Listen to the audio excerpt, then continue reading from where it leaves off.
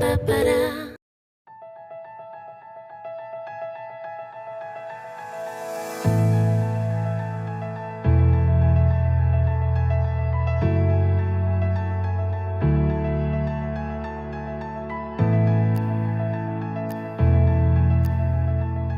pense qu'il y a un changement très important, un tournant qu'on doit amener dans nos communes et partout dans la société en général.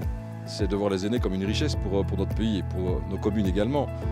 D'avoir des aînés qui sont actifs, engagés dans cette société, qui apportent aussi leur expérience bien sûr, mais au-delà de l'expérience, toute une série de services importants à la population.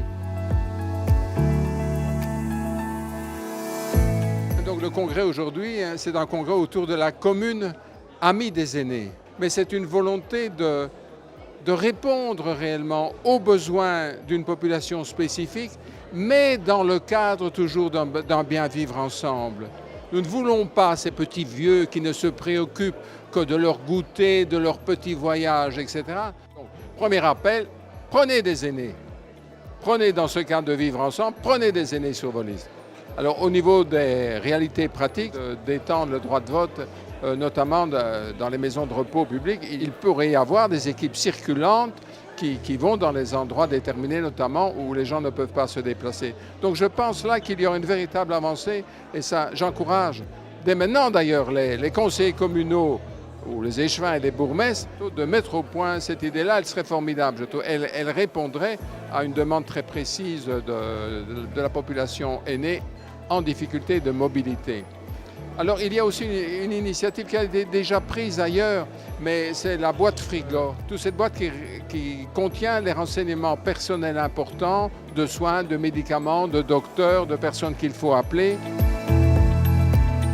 Nous les aînés, nous sommes un peu des analphabètes informatiques. Vous savez, les Facebook, les Twitter, les WhatsApp, etc.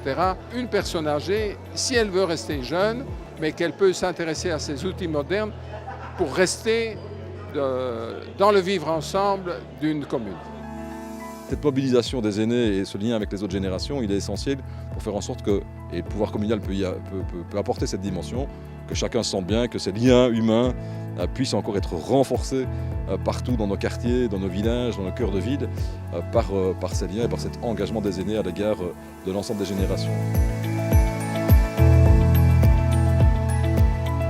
Nous avons été les bâtisseurs à un moment donné, après-guerre, de l'état du pays. C'est vrai, les générations de nos parents qui nous ont précédés.